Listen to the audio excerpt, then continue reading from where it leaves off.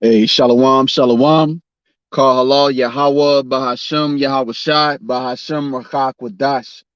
Peace and double honor to the apostles and elders of Great Millstone, and Shalom to the hopeful elect. All right. I'm coming at you with another lesson. I'm the brother Ashiyar, and I'm over here in transit. All right. I'm coming at you with another lesson through the spirit and power of Yahweh Bahashem, Yahweh Shai, in order to feed the Lord's flock. And the topic that we're going to briefly go into is suffering purifies. Suffering purifies, man. All right. The Lord puts hell on us. You know, it's always like a roller coaster. You know, there's ups and downs in this faith. It's ups and downs. You know, that's why Apostle Paul said he knew how to abound and knew how to abase. Okay. But with that being said, there's always going to be ups and downs, even to this very day. And sometimes the Lord turns up the furnace, and we know right now we're in the time of the furnace of adversity being turned up. All right. You know, the reward that we're about to receive is far beyond. All right. So when you consider that, the suffering that we go through, it's all necessary to purify us as that gold being tried in the fire. You know, suffering, fire takes away impurities. Fire takes away impurities. So when the Lord turns the fire up on us, you know, he'll push you to the brink. The Lord will do it. But the scriptures say that there is no temptation that have taken you, but such as is common to man, roughly paraphrasing it. So, you know, but what does the end of that verse say? That he will make a way to escape. You know, the Lord is faithful. So, you know, it's all a test. It's all a test with some serious bodily ailments, you know, and I besought the Lord to remove it from me, a thorn in the flesh, and it just isn't going away. So, you know, we just have to pray for each other, you know. Just as I pray for you, Baba Kushah put up some prayers for me with a hopeful elect out there, you know.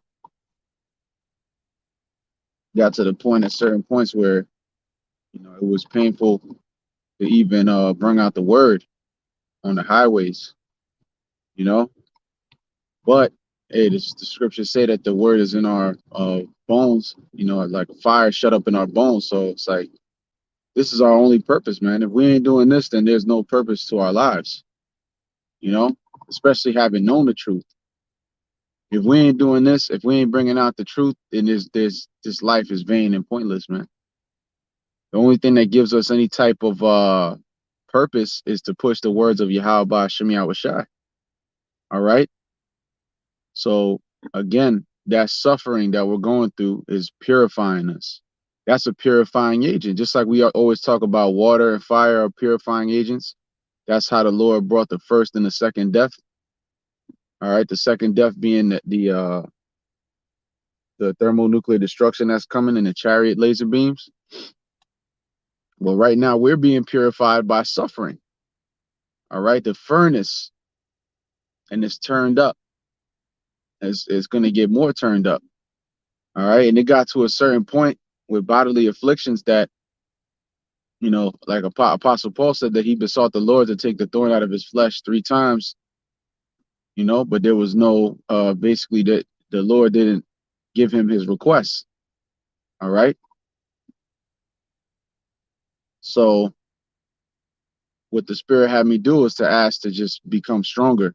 You know, if the Lord wills it, to make me stronger to be able to bear with the afflictions, because there's many afflictions that we all going through, you know, because it comes to a certain point where you're asking the Lord to take some kind of suffering away and it's still there.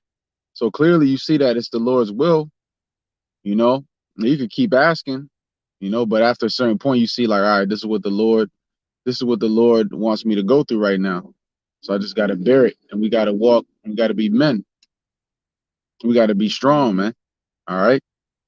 But after a certain point of suffering, the Spirit jumped on me to just say, well, Lord, if you're not going to take the thorn out of my flesh, then Baba Kushah strengthen me that I may be able to handle it. You know, strengthen me Like when Yahweh Shai, when his time came, that he had to sacrifice himself, you know, the Lord basically, you know, the Most High had to strengthen him for him to bear that, because that's a heavy, heavy lot, man. Even when you go into when he fasted for 40 days and 40 nights, and Satan came to tempt him, you know, it says afterwards that angels ministered unto him. So, you know, it's a rough walk that we on, you know, and the Lord will show you in different ways, you know, just how rough it could be, man. Our power is not to be played with. That's why we have to constantly repent. I'm exhorting myself first and foremost, man. You know, and the Lord will put suffering on you to make you fear him more. Because she's giving you a glimpse. The Lord could really bring suffering, man.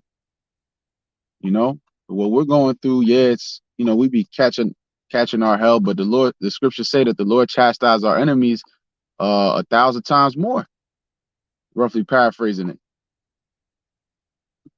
All right. So it could always be worse. You know, that's what we always gotta remind us. So it could always be worse, and rebuke Satan. Remember to rebuke Satan. All right. Agaraka Shaitan, because it's all a test from the Lord, man. With that understanding alone, knowing that everything is a test from the Lord, it allows us to be balanced. You know, it gives us more of a sense of balance. It gives us more of a sense of, you know, being able to have perspective on life. Going through all these things that we go through, sometimes you'd be like, man, does the Lord hate me? You know, but that's a wicked thought. You know, you got to rebuke that shit, because the Lord chastises those that he loves. But that's why we gotta go into the book of Job, you know, and I'm exhorting myself, going to the book of Job about suffering. You know, we're all in the same lot of Job. All right. And hey, Job was more upright than I am. I could say for myself and for the majority of us. You know, Job was an upright man that said he escheweth evil. All right. So that means that he stood for righteousness and he came against wickedness.